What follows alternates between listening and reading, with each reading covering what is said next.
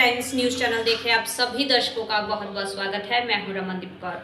इस वक्त की बड़ी खबर आ रही है प्रयागराज से। क्या है पूरा मामला, देखने के लिए बने रहिए हमारे साथ। संगम नगरी प्रयागराज में जहां आज सूबे के मुख्यमंत्री योगी आदित्यनाथ आज हाईकोर्ट पहुंचे थे, जहां हाईकोर्ट बार एसोसिएशन के 150वें स्थापना दिवस के मौके पर मुख्य अतिथि के तौर पर सीएम योगी आदित्यनाथ इलाहाबाद हाईकोर्ट पहुंचे, जहां पर उन्होंने कई स्वर्गीय अधिवक्ताओं की चित्र का अनावरण भी किया और साथ ही उन्होंने यहां पर अधिवक्ताओं को संबोधित करते हुए कई बड़ी योजनाओं के लिए भी ऐलान किया है। ऐसे में अधिवक्ताओं की भीड़ 150वें स्थापना दिवस पर मौजूद थी, जहां पर मुख्य न्यायाधीश राजेश बिंदल समेत कई अधिवक्ता व पदाधिकारी मौजूद रहे। आज हाईकोर्ट बार एसोसिएशन की 185वीं वर्षगांठ में माननीय मुख्यमंत्री जी यहाँ आए और यहाँ पे अपार जनसमूह अधिवक्ताओं का यहाँ उपस्थित रहा। माननीय मुख्यमंत्री जी ने वादा किया कि यहाँ की जो जजेज की समस्या है वो भी दूर करने का प्रयास करेंगे। बिल्डिंग बन रही है जिससे अधिवक्ताओं का चैम्बर यहाँ अलॉट हो जाएगा, उनको मल्टी लेवल पार्किंग की व्यवस्था हो जा रही है जिससे कि उनके लोग वहाँ पे अपनी गाड़ियाँ खड़ी कर सकें। उन्होंने आश्वस्त किया कि जो भी समस्या उनके लेवल पे आ रही है, खास करके न्यायिक व्यवस्था को सुचारू रूप चलाने के लिए, उसमें पूरा सहयोग करेंगे। जब भी आप मांगेंगे, हम लोग मांगेंगे, वो हमारे साथ तत्पर रहेंगे। हमने यहाँ पे आज हॉस्पिटल के लिए व्यवस्था के लिए मैंने यहाँ पे मांग किया कि एडवोकेट प्रोटेक्शन एक्ट भी लागू किया जाए और इलाहाबाद से जो हमारी यहाँ पे जितने हमारा जुडिशियल फंक्शंस हैं सो यहीं रहें, कहीं दूसरी जगह ट्रांसफ़र न हो। और शिक्षा विभाग के द्वारा भी, जो क्योंकि शिक्षा का हब है प्रयागराज, यहाँ से भी कहीं कोई यूनिवर्सिटी एक्सेट्रा को अधिक बढ़ाएं और कोई भी विभाग यहाँ से ट्रांसफ़र न किया जाए। हाँ, माननीय यहाँ पे क्योंकि राजेंद्र प्रसाद जी का इलाहाबाद से बड़ा लगाव था, इसलिए नेशनल लॉ कॉलेज की स्थापना होने जा रही तुरंत और राजेंद्र प्रसाद जी के नाम से नेशनल लॉ कॉलेज होगा। मैं राधाकांत ओझा, अध्यक्ष Allahabad high court bar association. Budget आने के बाद जहां रेल मंत्री अश्वनी वैष्णव और प्रयागराज डीआरएम मोहित चंद्रा ने संयुक्त प्रेस वार्ता की, साथ ही उन्होंने बजट के आने के बाद जहां रेल मंत्री ने नई सौगात दी और नए ऐलान किए, तो वहीं डीआरएम प्रयागराज मोहित चंद्रा ने बताया कि अब रेल को नई गति मिलेगी, जहां पैसेंजरों की क्षमता बढ़ाई जाएगी ट्रेनों में, तो साथ ही ऐसे में नई पटरियां भी बिछाई जाएंगी। क्या कुछ कहना था डीआरएम प्रयागराज का, आइए सुनाते हैं। पैसेंजर फोकस पे है और एनसीआर को इस साल 92 अरब रुपए का आउटले मिला है, जिसमें डिफरेंट सुविधाएं जो पैसेंजर्स की हैं और रेल की सुविधाओं को बढ़ाने के लिए एनसीआर जोन प्रयास रहेगा। नई लाइनों के उसमें गेज कन्वर्जन, नई लाइन बिछाना और ट्रैफिक फैसिलिटीज़ को लेके लगभग 50 अरब का उसमें आउटले रखा गया है। आरयूबी, आरओबी, एफओबीज, रोड सेफ्टीज़, इन सब पे भी ध्यान रखा गया है। और भी चीज़ें जो करी गई हैं, सिग्नलिंग, टेलीकम्युनिकेशन पे 5 अरब है। कस्टमर एमिनिटीज़ पर करीब 8 अरब का आउटले रखा गया है। सर, इसके अलावा कुंभ 2025 का भी आयोजन है, उसको लेकर भी कोई प्रावधान किए गए हैं? कुंभ को लेके हम लोगों ने प्रपोजल भेजे हुए हैं, एनसीआर ने भी भेजा है, एनईआर ने भी भेजा है और नॉर्दर्न रेलवे ने, क्योंकि तीनों जोन मिलके यहाँ के सभी स्टेशनों को कवर करते हैं और ये करीब लगभग 400 करोड़ रुपए के प्रपोजल्स हमारे गए हुए हैं। अभी डिटेल्स में क्या सैंक्शन होके आता है, अभी जैसे पता चलेगा आप लोगों को बताएंगे। अच्छा, रेलवे स्टेशन का वैसे भी प्रयागराज जंक्शन का रिमॉडलिंग की जा रही है, तो क्या उसका प्रोजेक्ट है और कितना उसमें आगे कार्य हुआ है? प्रयागराज जंक्शन पर जो स्टेशन रिमॉडलिंग होनी है उसका कार्य अबाउट हो चुका है, काम शुरू हो चुका है। लगभग 4 साल यानी कि 2027 तक करीब पूरा होगा और कोशिश रहेगी कि बीच में इसमें कुंभ भी आएगा तो कुछ दिन कार्य रुकेगा भी, तो उसको फेसिंग करते हुए किया जाएगा। छोटी दूरियों पर वंदे मेट्रो चलाने की बात की प्रयागराज से किन किन स्टेशनों के लिए अब गया है वो ये है कि ये करीब 100 किलोमीटर डिस्टेंस पे जो 2 स्टेशन हैं मेजर, उन सबको कवर करके होगा, जिससे कि दोनों स्टेशनों की बढ़ोतरी करीब 100 किलोमीटर 100 किलोमीटर लगभग 100 किलोमीटर के डिस्टेंस पे जो स्टेशन हैं उनको कवर करने होंगे, जिससे कि वो दिन भर आपस में इधर से उधर भागती रहें और पैसेंजर्स को दोनों स्टेशंस का फ़ायदा पहुंचाती रहें। एग्रीकल्चर यूनिवर्सिटी शुआर्ट्स में यहाँ धर्मांतरण के खेल चल रहा था, जिसकी खबर प्रमुखता से वर्ल्ड मीडिया टाइम्स ने दिखाई थी। साथ ही नियुक्ति और फंडिंग की घपलेबाजी के मामले में भी वर्ल्ड मीडिया टाइम्स ने खबर दिखाई थी, जिसके बाद अब नियुक्ति और फंडिंग में घपलेबाजी का मामला भी खुल गया है। मामला भी नया नहीं है, बल्कि इसकी जांच पहले से ही चल रही थी। जांच में ये भी साबित हो गया कि शुवार्ट्ज के में टीचरों और अन्य लोगों की नियुक्ति में घालमेल तो किया ही गया, साथ ही इंस्टीट्यूट की फंडिंग में भी जमकर घपलेबाजी की गई। आज एसटीएफ ने दोनों ही मामलों में अलग अलग एफआईआर नैनी थाने में दर्ज कराई है। एफआईआर में आरोप है कि शुवार्ट्ज में चांसलर और वाइस चांसलर सहित तमाम बड़े पद पर बैठे लोगों ने प्रोफेसर, असिस्टेंट प्रोफेसर और एसोसिएट प्रोफेसर की नियुक्ति मानक के विपरीत कर दी थी और उनके वेतन भी नियम के विपरीत अलॉट कर दिए थे, जबकि ये भी नियुक्ति में अपात्र थे। एसटीएफ ने शुवार्ट्ज के कुलपति राजेंद्र बी लाल, कुलप्रतिनिधि जे.ए. ओलिवर नियुक्ति और वित्तीय अनियमितता में शामिल उस समय के पद पर रहे टोटल 11 लोगों पर मुकदमा दर्ज कराया है। शुवार्ट्ज के 2 मामलों में 2 एसटीएफ ने एफआईआर करा दी है, लेकिन 3 बड़े मामलों की जांच एसटीएफ अभी भी कर रही है, जिससे साफ है कि शुवार्ट्ज के इन अधिकारियों की मुश्किल और बढ़ने वाली है। वहीं 2 अधिकारियों सर्वजीत हावर्ड्स और अशोक सिंह को एसटीएफ ने हिरासत में ले लिया है और उनसे पूछताछ भी कर रही है। ऐसे में सीओ एसटीएफ नवेंदु सिंह का क्या कुछ कहना है, आइए सुनाते हैं। जी, आज कौन सा मुकदमा आप लोगों ने दर्ज कराया है? मेरे द्वारा शुवार्ट्ज के खिलाफ करीब 4-5 महीने से 5 बिंदुओं पे जांच की जा रही थी। पहला आरोप इन पर यह था कि अल्पसंख्यक का दर्जा इनको प्राप्त है कि नहीं, इसकी जांच अभी जारी है, वो चल रही है। दूसरा आरोप ये था कि ये फर्जी एफिडेविट देकर माननीय उच्च न्यायालय को गुमराह किए हैं। इस पर माननीय उच्च न्यायालय ने एक जांच करके एफआईआर दर्ज कराया है, जिसकी विवेचना सीबीआई से हो रही है। तीसरा एक ये था कि यूनिवर्सिटी की जमीन को बिना परमिशन के, बिना किसी से अनुमति के हस्तांतरण कर ही नहीं सकते इशू दरबार के लिए, इन्होंने ऐसा किया है। तो इस पर एक प्रशिक्षु डीएम साहब थे, एन गणपति राजू साहब, उनके द्वारा जांच की गई, इसमें दोषी पाया गया, एफआईआर दर्ज की गई और माननीय न्यायालय में विचाराधीन है, लेकिन हाईकोर्ट से प्रोसीडिंग स्टे है, उस पर तमाम कार्रवाइयां चल रही हैं। चौथा आरोप इन पर यह था कि इन्होंने अवैध नियुक्तियां की हैं और वित्तीय अनियमितता की है। इस पर जब जांच की गई तो ये सही पाया गया और इसको स्थानीय निधि लेखा परीक्षा निदेशक द्वारा इसकी जांच की गई।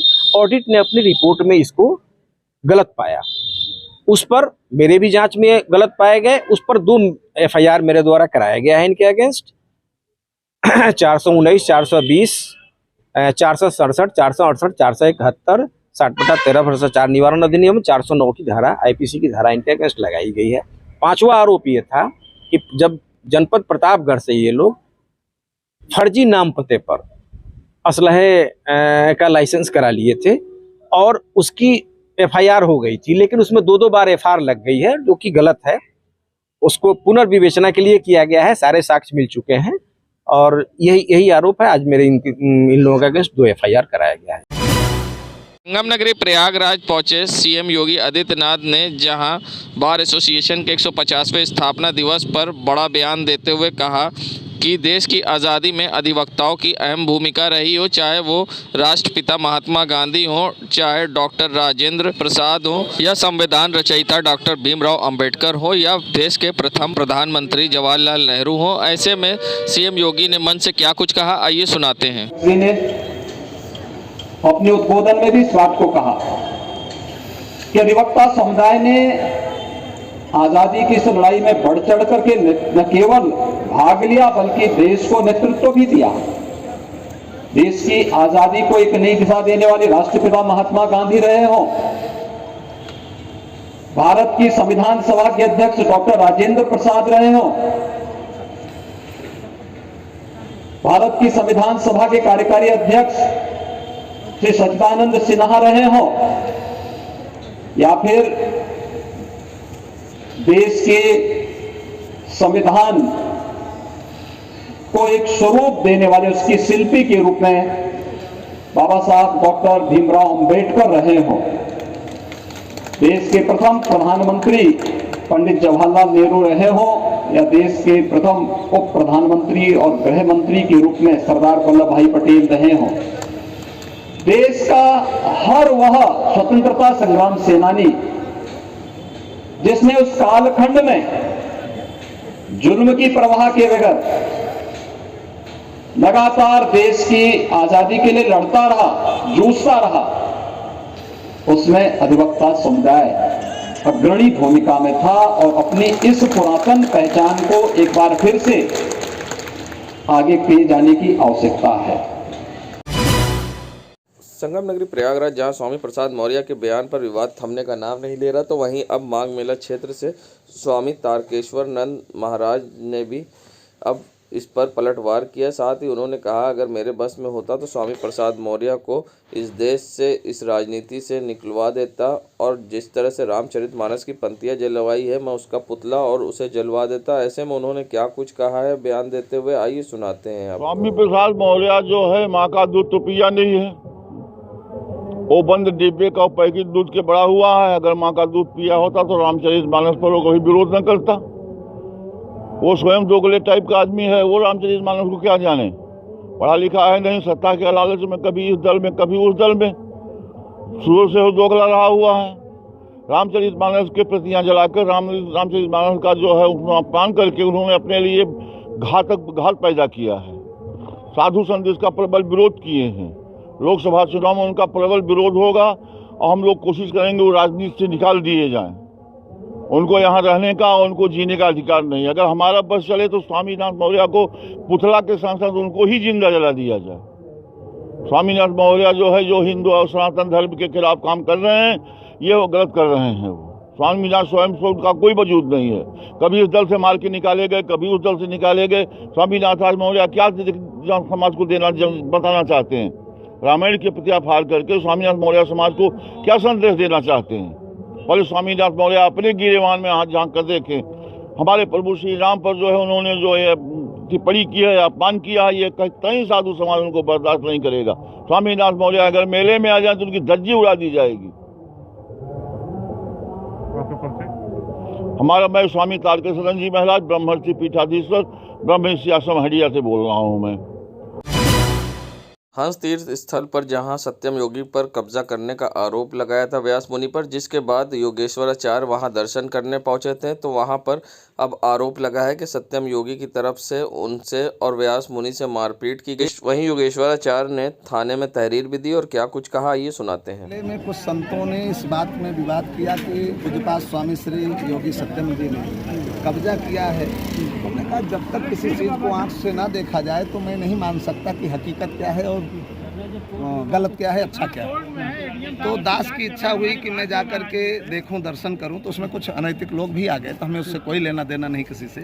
हमारी जो अपनी पर्सनल इच्छा थी, केवल दर्शन की भावना थी, तो यहाँ के लोगों ने अच्छा सपोर्ट करके मुझे कहा कि चलो अंदर दर्शन करो।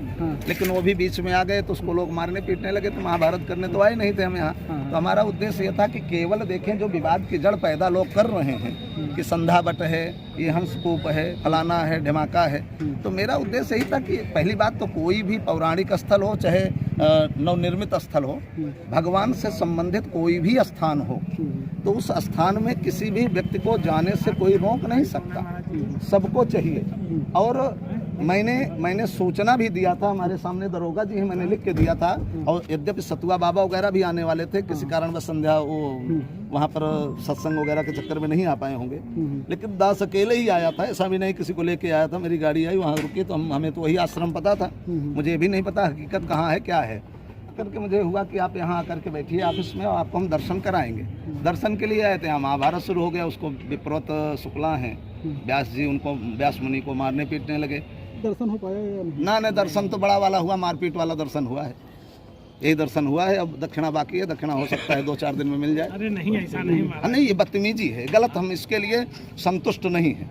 मैंने थाने प्रशासन हंस तीर्थ के दर्शन करने पहुंचे, जहां योगेश्वराचार्य के साथ व्यास मुनि के साथ मारपीट हुई है। साथ ही व्यास मुनि ने गंभीर आरोप लगाया है कि हम लोग यहाँ पर योगेश्वराचार्य के साथ दर्शन कराने पहुँचे थे और उनको दिखाने पहुँचे थे स्थिति, जिसके बाद सत्यम योगी के लोगों ने उन्हें ताले में बंद कर दिया है। आप देख सकते हैं किस तरह से उनको ताले के अंदर बंद किया गया और जिसके बाद पुलिस ने मौके पहुंचकर योगेश्वराचार्य को बाहर निकाला। ऐसे में किस तरह से उनसे मारपीट की गई, क्या कुछ कहना है इस पर व्यास मुनि का, आइए सुनाते हैं। अभी भी अंदर कैद में है, वो देखिए ताला के अंदर बंद करके रखे। वीडियो कैमरा दिखा दीजिए। हंस भगवान के हंस तीर्थ के लिए दर्शन करने के लिए आए थे, किस प्रकार से बदतमीजी कर रहे हैं। देखिए स्वामी जी हमारे अंदर, हम लोग गए थे हंस तीर्थ मंदिर के दर्शन करने के लिए। प्रतिष्ठान भगवान विष्णु के हंस अवतार की जन्मभूमि पौराणिक हंस तीर्थ क्षेत्र के दर्शन के लिए आए थे।